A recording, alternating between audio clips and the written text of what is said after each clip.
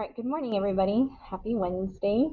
All right, today we're going to move into our PAPE analysis presentation. So yesterday I asked you guys to annotate lines 1 through 74 and to take some notes on your PAPE acronym and to try to find some text evidence.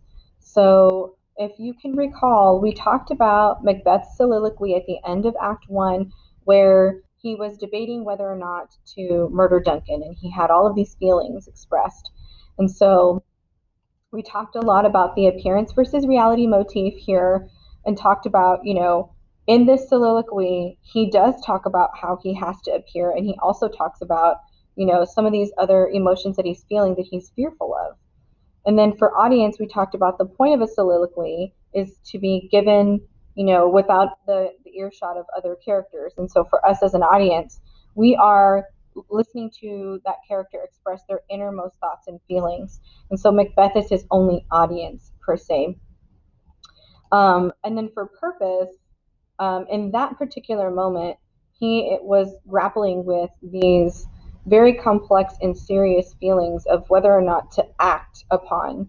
And then this was also motivated by his ambition, his horror of these feelings that he was possessing, and then ultimately the fear of retribution and the fear of these feelings.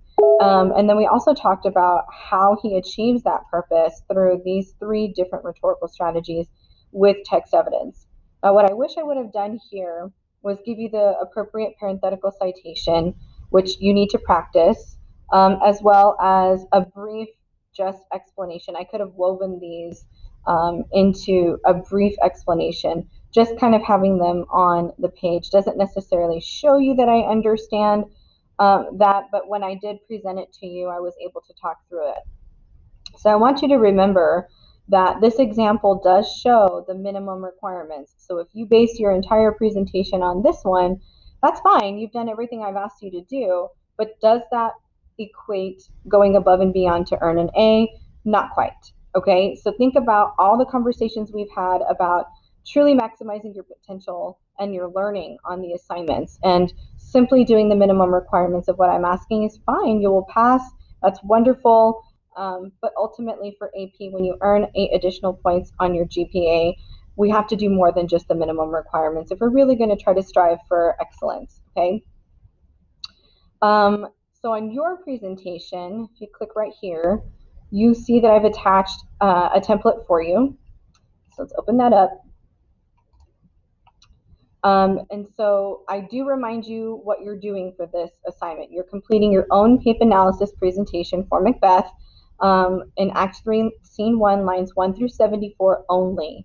So today, what I'd like for you to do is complete the PAPE portion of your presentation, especially because you were given the opportunity yesterday to annotate for those things as you read lines 1 through 74. Then tomorrow we're going to focus on the rhetorical strategies portion, so I can be able to discuss that a little bit better in terms of what I expect to see, as well as your visual design. So I want you to note that your visual aesthetic should not take away from the overall effect of your presentation. Color choices, selection of icons or symbols, and design, those should contribute and enhance your analysis. Now, you are expected to alter the design of this presentation. Simply submitting it as is does not demonstrate your attention to detail nor contribute to your thorough, insightful analysis. Remember, I don't take points off because that would, assume that you had them to begin with. But if you want to earn as many points as possible, you have to pay attention to the details that people don't, right? When we think about timed writings, the higher scoring essays aren't just written well and organized. They bring conversations forward. They point out details that most people would miss. And so aesthetically speaking, with your visual, that should be evident, okay? So I do expect some creativity. There's not a lot of writing in this analysis because it is meant to be a presentation. So I should see, this in its simplest form, but don't misunderstand that to mean minimal, right? I just don't want paragraphs on a presentation.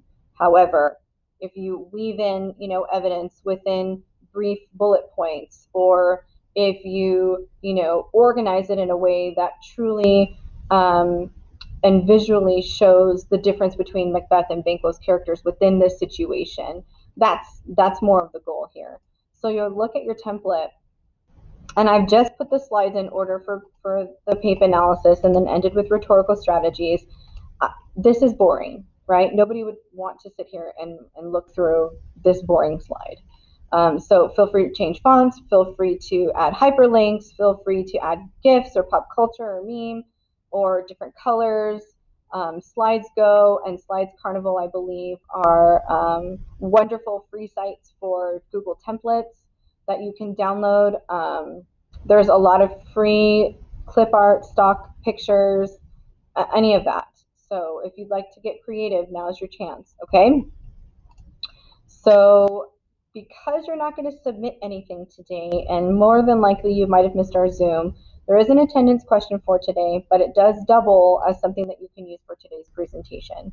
So using the Create tab, you're going to discuss the exigence of the situation that occurs between Banquo and Macbeth in lines 1 through 74.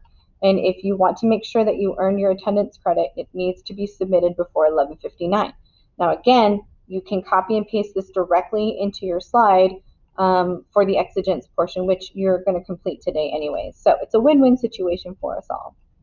If you have questions, please make sure that you reach out to me via email.